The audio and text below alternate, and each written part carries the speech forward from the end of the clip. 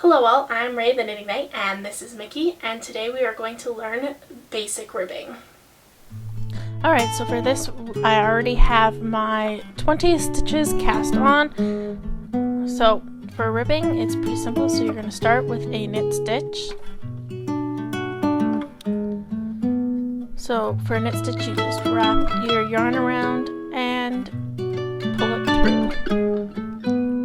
Then you're going to bring your yarn to the front and do a purl stitch.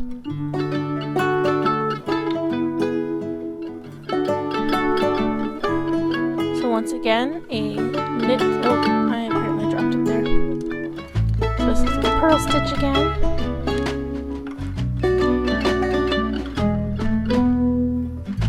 Okay, so for a knit stitch, what you do is you apparently get in frame. For a knit stitch, you stick your needle in, you wrap your yarn around, and you pull the loop off the other needle. And for a purl stitch, you do pretty much the same thing, except for you come from the top of the stitch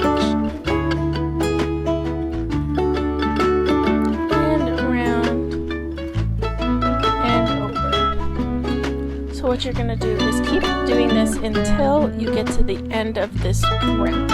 Well, the last stitch of this round.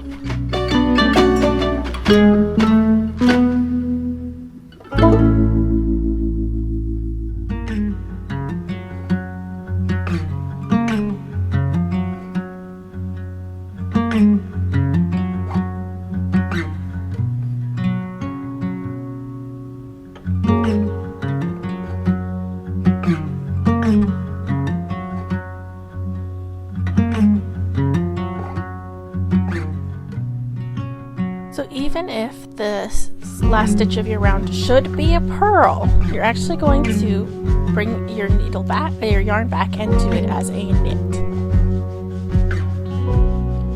So then you're going to come around the front and you are going to knit that stitch, and then you are going to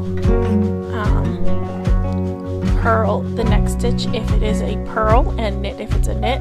So it's basically you're doing the opposite of whatever that stitch was on the other side. So I had knit this stitch prior, so I'm going to purl this stitch. And for this stitch it was a purled stitch, so I'm going to knit the stitch. Once you can recognize what the purl and the knit stitch look like, it does become a little bit easier, but just try to remember to do the opposite of what you did for the previous round for the stitches.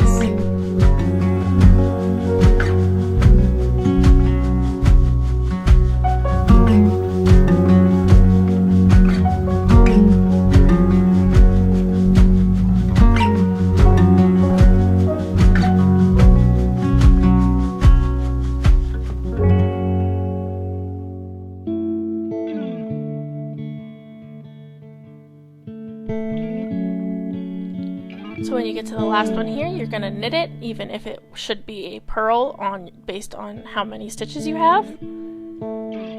So this becomes a little bit clearer for what you're supposed to be doing, but again, you're going to always knit the first stitch in the row, and then do the opposite of whatever you did on the previous side. So this will actually be the same as your first row that you did. So basically your ribbing is going back and forth between your first row and your second row.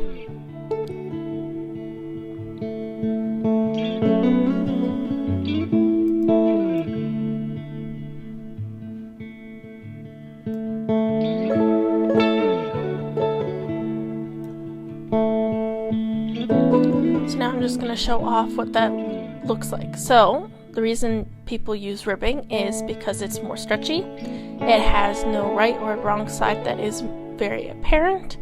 And here it is showing off how stretchy it looks. So it'll always kind of look like this, and then until you stretch it out for, like, say, putting a sleeve on, it'll stretch out when you put your wrist through.